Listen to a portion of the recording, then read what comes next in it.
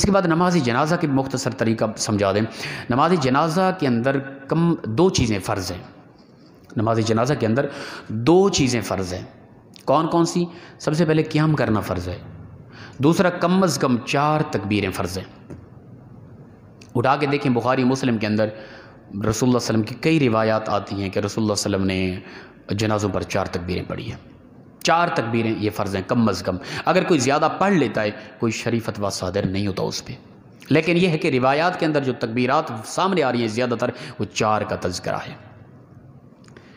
یہ 2 چیزیں فرض ہیں جب نماز جنازہ کے اندر قیام کرنا اور 4 تکبیریں پڑھنا۔ اس کے علاوہ کوئی چیز فرض نہیں ہے۔ اگر کسی نے جا کے کچھ نہیں پڑھا، وہ جا کے کھڑا ہو گیا، قیام کیا، 4 تکبیریں کہہ دی، نماز جنازہ کی فرضیت ادا ہو جائے گی۔ لیکن اس کے اندر 3 چیزیں سنت ہیں، وہ کرنی چاہیے۔ سنت کو جان بوجھ کے چھوڑنے والا بندہ گناہ گار ہوتا ہے۔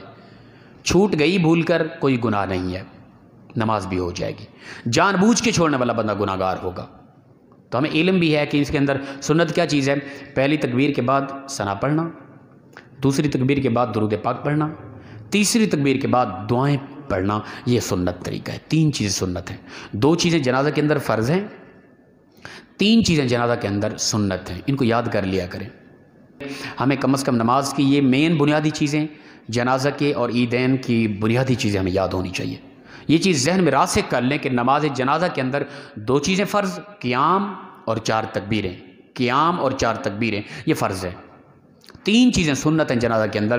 پہلی تکبیر کے بعد ثنا پڑھنا، جو نماز کے اندر ثنا پڑھتے ہیں وہ ہماری چھوٹی چھوٹی کاپیاں کتابیں ہیں، ان کے اندر وجل ثناؤک ولا الہ غیرک کے الفاظ لکھے ہوتے ہیں، اچھے الفاظ ہیں، یہ پڑھ لینے چاہیے۔ اگر یہ نہیں آتے کوئی ضروری نہیں ہے، یہی ہم اپنا پڑھ سکتے ہیں ثنا جو نماز کے اندر پڑھ رہے ہیں۔ دوسری تکبیر کے بعد درود پاک ہے، جو بھی درود پاک آتا ہے پڑھ لیں، جس طرح کا بھی درود ابراہیمی آتا ہے صلی اللہ علی محمد، یہاں تک بھی پڑھ لیں تو کفایت کر جائے گا۔ تیسری تکبیر کے بعد دعائیں ہیں نماز جنازہ کے اندر، وہ جتنا چاہیں پڑھتے جائیں آپ۔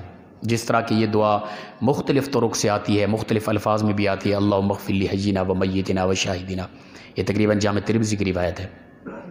اس کے علاوہ بھی بخاری و مسلم کے اندر کئی اور دعائیں آ رہی ہیں جو جنازہ کے اندر پڑھی گئی ہیں، تو جو بھی چاہیں۔ اس کے علاوہ رب جل نہیں پڑھ سکتے ہیں، سورہ فاتحہ بنیت دعا پڑھ سکتے ہیں، قرآن پاک کی ربنا آتنا فی الدنیا، جتنی دعائیں آتی ہیں وہ آپ پڑھتے جائیں، ان کا اجر و ثواب ہوگا۔ نماز جنازہ کے اندر خاص ہائی لائٹ نہیں کیا گیا کہ یہی دعا ہی لازم ہے، نہیں ہے، بالکل جتنی چاہیں وہ دعائیں پڑھ سکتے ہیں۔ اور پھر چوتھی تکبیر، اس کے بعد سلام ہے، اور چوتھی تکبیر کے بعد سلام کے متعلق یہ تبصرہ بھی ہو رہا ہے کہ اپنا ہاتھ باندھے ہوئے ہیں، چوتھی تکبیر ہو گئی، ہاتھ کب چھوڑنے ہیں؟ جب چاہیں چھوڑ سکتے ہیں۔ جب 4 تکبیریں مکمل ہو گئی نا، 4 تکبیریں فرض تھی، فرض ادا ہو گیا، قیام بھی ہو گیا، 4 تکبیریں بھی ہو گئی، جنازہ ہو گیا ہے۔ اب کوئی سلام پھیرے بغیر چلا جائے، جنازہ پھر بھی ہو گیا ہے۔ سلام پھیرنا سنت ہے، لیکن جان بوجھ کے سنت چھوڑنا یہ بھی غلط ہے۔ ہاں، ہاتھ کب چھوڑنے ہیں؟ جنازہ ہو گیا، آپ نے جو ہی چوتھی تکبیر کہہ کر فوراً دونوں ہاتھ چھوڑ دیں، پھر سلام پھیریں، ٹھیک ہے۔ اعلیٰ حضرت نے یہ بھی طریقہ لکھا ہے۔ اسی طرح ایک سلام کی طرف ایک سلام پھیرا، ایک ہاتھ چھوڑ دیا، دوسرا سلام پھیرا، دوسرا ہاتھ چھوڑ دیا، یہ بھی ٹھیک ہے۔ اعلیٰ حضرت نے یہ بھی حکم دے دیا، بھی فرمایا یہ بھی کر سکتے ہیں۔ اور اس کے علاوہ دونوں ہاتھ بندھے تھے، دونوں طرف سلام پھیر کے پھر دونوں ہاتھ چھوڑیں، یہ طریقہ بھی ٹھیک ہے۔